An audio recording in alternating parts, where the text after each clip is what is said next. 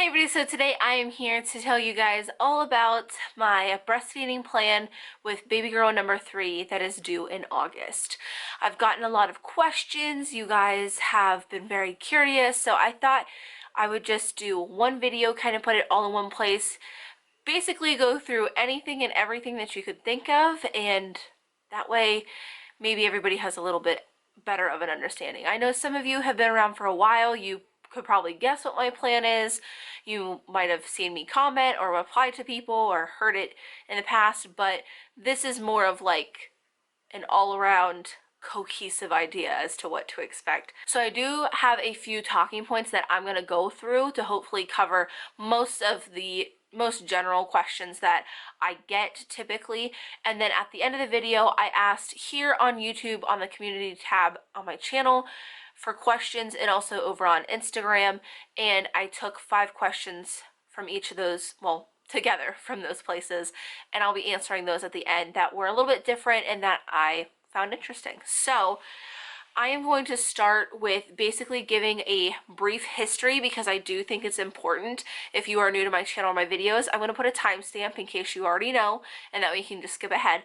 But as far as my previous experiences with breastfeeding, I breastfed my oldest daughter, who's now 4.5, for around 3 years, give or take, and then I breastfed my youngest daughter for around 1 year and 9-10 months-ish. And I did that mainly through exclusively pumping. Now with my oldest, I had just intended on nursing. That was really the only form of breastfeeding that I knew about, and that's what I wanted to do. However, quickly after birth, I realized that it was not going to be doable. She did have a lip tie, but that went undiagnosed for months. I did not know about that until well into my exclusively pumping journey, but it did make nursing her excruciating.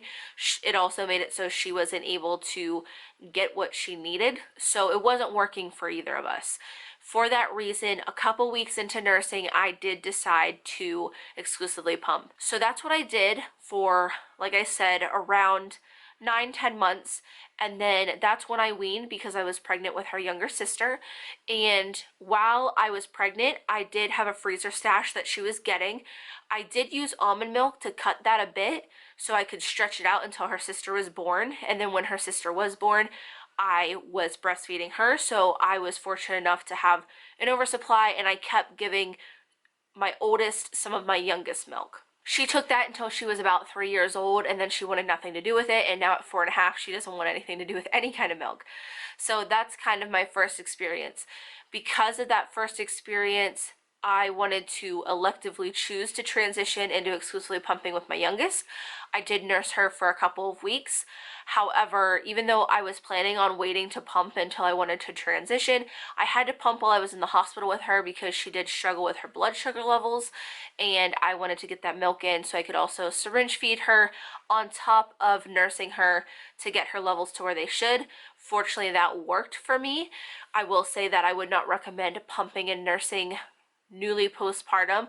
In very rare circumstances do I think it's a good idea, and that just happens to be one of them. Because of all that, our pumping journey started off a little bit earlier than I anticipated, but I did try and nurse her for that couple of weeks. So we did transition, and I did exclusively pump with my youngest for around, like I said, 1 year and 9 months, 10 months, and that's when I was finally done weaning. Weaning was a really long process for me, and like I said, I did have an oversupply, so I was able to donate, and I was able to also feed my oldest and feed my youngest. So that is kind of my past experiences with breastfeeding, with exclusively pumping and nursing and all of it. My general plan with Lexi in August is that I will nurse for a couple of weeks, transition into exclusively pumping, and then continue to exclusively pump from then on out. I don't know if that's exactly how it will go. Like I said, that was my plan with Remy. Things change, needs happen. I am very flexible. What she needs, I will go with the flow with. So it's just, very much dependent on the situation when the time comes. But that is my general plan. I got a lot of questions asking if I will nurse, and I will. I will nurse from birth, and like I said, probably for a couple weeks until I fully transition into exclusively pumping. I do have a video on how I find transitioning to exclusively pumping to be the easiest and what I've done in the past, and I will link that for you guys because that's pretty lengthy because it is a whole process in and of itself. So I will link that for you guys if you're interested in how I handle that. But I also got asked why I choose to nurse and why I don't just start off exclusively pumping, and this kind of goes hand in hand in my response to when people ask me why I choose to exclusively pump, and it's just what I'm comfortable with. This whole kind of plan that I have is just based off of my comfort level, what I prefer, what I like, what I find easy, you know, stuff like that. It's very much a personal decision that I think everybody is going to look a little different with. But if we want to get into specifics, honestly, to me, it's easier to nurse them right when they're born and in that first couple of weeks. And then by the end of that couple of weeks, I'm wanting to change to exclusively pumping because I'm just ready to do what I'm familiar with and what works for me. But to me, it's easier because even if you're in the hospital, you still have to worry about making sure that, you know, your pump parts are clean, whatever you're feeding baby with is clean, just all those kind of things. It doesn't go out the window just because you're in a hospital setting and not at home. And that's just a little too much for me to handle right off the bat, and I'm comfortable with nursing in the start. So first and foremost, there's just that. Nobody has to like my opinion. Nobody has to like what I'm comfortable with, because at the end of the day, it's me who's breastfeeding my child and doing what I want with my body. I think the second most asked question that I get is what pump I will be using. And I think most people are referring to whatever pump I will choose that my insurance company covers, and I am still undecided.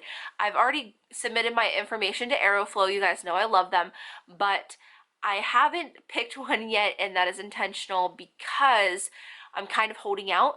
I do have a list of pumps that I want to try and review for you guys, but I want to make sure that I'm getting the most bang for my buck with the insurance one, because I do have one chance to get a free pump, and I am going to make sure that it makes the most sense in whatever I choose. So I've been kind of holding out.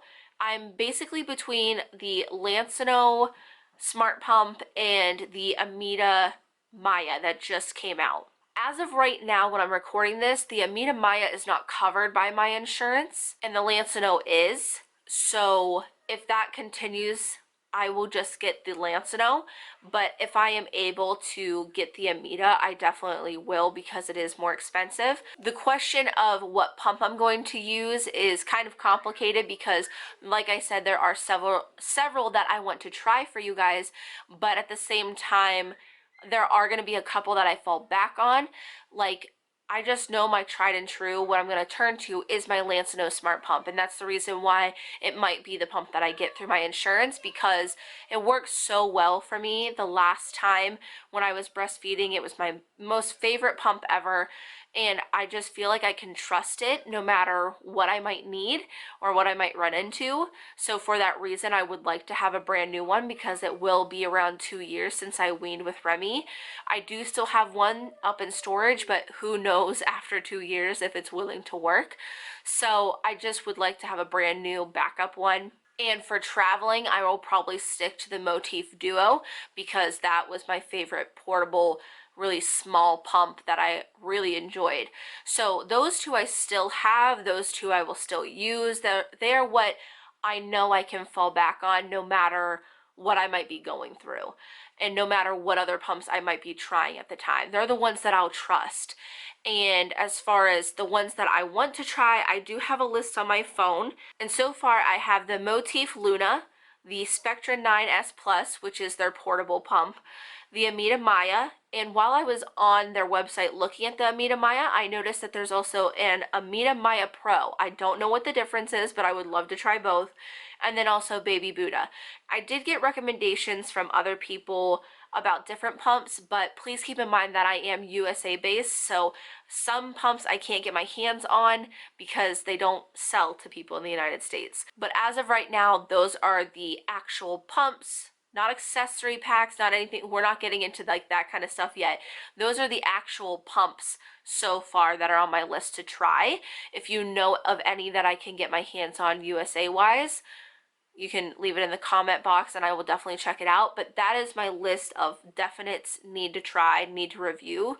And it's going to take a bit of time to get through them because I will either need to buy all of them, which we all know is not cheap at all, or I have to be fortunate enough where a company will send me one to review, or use my insurance to get a free one. So it just really depends. I'm trying to make the smartest decisions with them, trying to do it in a way that I can get to as many as possible.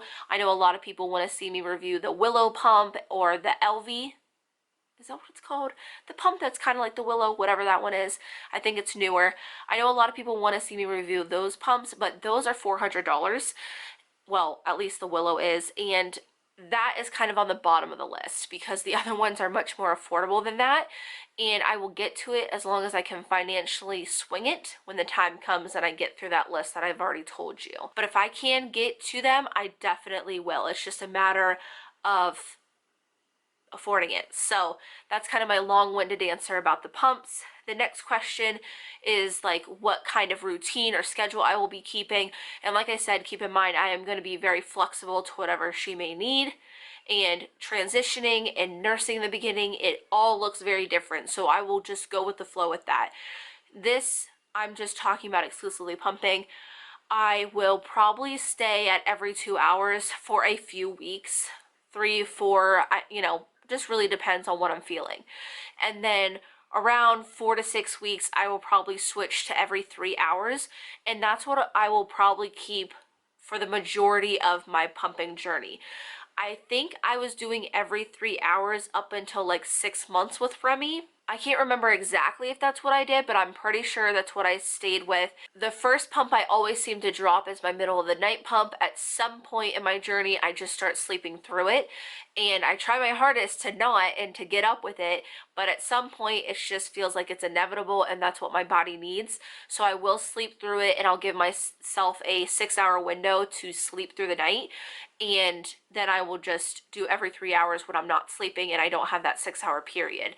And that's what I've done basically with both girls that has happened. That's just kind of how it worked out. I'm totally a-okay with that. And like I said, anything that needs to change or be switched around to better suit the needs of Lexi, to fit the needs of my family, to fit the needs of myself, I'm okay with. I will adjust once we get there. As far as what videos to expect, you can definitely expect the day in the lives. I really miss doing those. I feel like they're some of my most favorite videos I've ever created because I was able to capture a lot of different situations, a lot of different periods and like emotional things I was going through with my breastfeeding journey in each different video. If you guys haven't seen those, I'll link my playlist of them down below. But I thoroughly enjoyed them. You guys seem to really enjoy them. So those will definitely come back along with reviews and updates. I will get back into the swing of like, taking requests. If you guys have a breastfeeding topic you'd like to see one done on, I can do that as well. But the oldie but goodies that I have done in the past, like reviews and must-haves, those will definitely be coming as well. And speaking of reviews, I get a lot of questions about what products I'm going to be buying or trying, what ones I won't use, like just basically anything and everything that have to do with breastfeeding products. And there's definitely going to be reviews for you guys. Trust me, I love finding things that could make a breastfeeding journey easier. So I'm always on the hunt for products. You guys can send them to me on Instagram and my messages, tag me on Instagram and stuff that you see. Leave a comment on any video. I don't care what video it is. Just anytime you're thinking about it, reach out to me. Let me know that you would like me to review it, look at it, whatever. As far as what I'm planning to buy, there's a list. I guess I could look at my registry and that might be a little easier, a little bit more streamlined than just trying to sit here and ramble and think about things that I want to get. But as far as like what's on my registry and things that I have planned to buy, let me just scroll through here. I do have the Boone silicone pouch bottles on my registry, along with the Munchkin Shine stainless steel bottle brush. I was hoping to find a little bit more of a reusable kind of brush instead of having to replace the OXO brand a ton. I love that brush, but if I don't have to replace the entire brush the whole time, that'd be really amazing. And then I wanted to try these new Milk Saver on the Go brush shells. That is by the Milky's company, which I've reviewed their products in the past before and I really like them. And then I also have the Juvie Boob Diamond bottles, which are a bit newer to Juvie. I have the Boon Drying Rack, which I needed a new one of because after like 3 constant years of use last time, it was just, the old one needed to go. It was pretty beat from having both kids, breastfeeding both kids, and using it for that long. And then I do have Lancino Ultimate Protection disposable nursing pads. Those were my favorite last time. I also have the Lancino Soothie gel pads. Those were super helpful in my days postpartum. And then I have the Honest Organic Nipple Balm. That was a favorite because it didn't really smell like anything. And then the only other thing that was on my registry, but one of my subscribers bought for me, was the Bamboobies Breast Pump Lubrication Cream, which I already have and it's already here and I will definitely be using and reviewing for you guys. And I of course have items already that I used with Remy that are still perfectly good to use this time around, like my Little Buds Comfort Packs, my pump strap bra. I still wear Bravado bras to this day. If you've ever questioned if I actually like the things I review, don't, because I have worn the Bravado bras literally ever since breastfeeding with Remy. They're just super comfortable. I mean, I was wearing them even when we weren't trying to get pregnant. I was wearing them when we were trying to get pregnant. I'm wearing them now that I am, and I will continue to wear them into my breastfeeding journey. But I can also use their hands-free pumping bra as well. And I've got, there's just so many things. I know people ask me about what pump bag I'm going to use. I still like the Medela Sonata bag, didn't like the pump. I like the bag. As far as breast milk storage bags, I don't really think I'm going to go with one brand. I am going to buy quite a few breast milk storage bags again and do another review. It just kind of feels natural. You know, I did my first one when I was breastfeeding with Sophie, the second one when I was breastfeeding with Remy, and the third one when I'm breastfeeding with Lexi. So it just feels right, and I will be doing that review. So I don't think I'm going to really start off with a single brand. I'll probably use what I need to for that review, see if any stand out, and if not, I'll go back to whatever I was using with Remy, which I believe was the new Medela bags and the new Lancino bags. Those were 2 that I really liked and that I could get my hands on easily in the quantities that I needed. There's other things like my La Vie breast massagers, my Lactolite, like just, I had so many different little helpful tools last time that I still have that I can pull out and use with Lexi, so I won't have to purchase them again, which is really nice. But yeah, that's about everything that I can think of as far as my topics wise and what I felt like I got most asked. So I'm just going to turn to the questions now. And the first question was from Instagram, and someone asked, I know you overproduced, but just curious, how many ounces per day did you get the last couple times you pumped? And before I get into how much I did, I just want to say that please know that an oversupply is not normal. Making exactly what baby needs is what your body is designed to do, and that's what's normal. So please understand and feel that and know it before you listen to me talk about this. So with Sophie, I did have an oversupply after birth with her, but I did not know anything about exclusively pumping, so I quickly went from overproducing to just enough to undersupplying rapidly because everything was so off from what it should have been. And thankfully I had a freezer stash to fall back on, but I actually used up a good chunk of it during that time and getting myself in order and fixing the problems that I had with my pumping schedule and what I was doing and everything. And by the time I got that all squared away, I was back to overproducing. I think the most I ever made with Sophie was 70 ounces a day, but that was before everything, before all the complications. And then once I was able to correct everything, I think I stayed around 40 ounces a day with her, which was still an oversupply. So I was still putting some away, and I was able to have a freezer stash with her. And then with Remy, I think the maximum amount I made with her was around 120 ounces a day, and I slowly tried to cut that down a bit to be a bit more manageable, down to 100 ounces per day. And I know that still sounds absurd, and like 120 to 100 is not that big of a difference, but it was for my body. Being at 120 was just too much on me physically. It was taking a real hard toll on my body. So to get down to 100 did make me feel a lot better physically. And I know that all of those numbers are well over what baby eats, and like I said, they're not normal. It was the reason why I never mentioned it in any of my days in the life.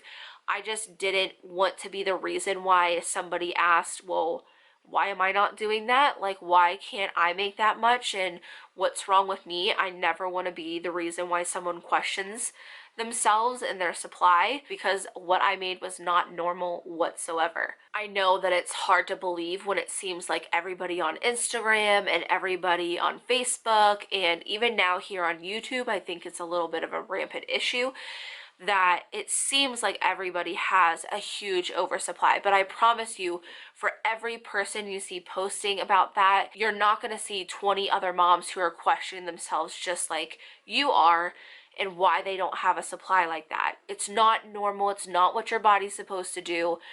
The natural average response for your body when breastfeeding is to produce exactly what your baby needs. And I try my hardest to not kind of show that stuff unless it's in a helpful sense. I have made oversupply videos. I have made how I use my freezer stash videos, stuff like that, but it's only to help the women who may be in the same position as me, because no matter where you fall in those categories as well, you are going to go through different trials and obstacles through your breastfeeding journey. So I know this is a really long answer for something that probably should have taken 2 seconds, but I just really try to be mindful and take care when I'm saying those things, because I don't honestly love to put it out there. I don't love to glorify it. I don't want to do that. I'm okay with doing my own thing quietly, and that being that.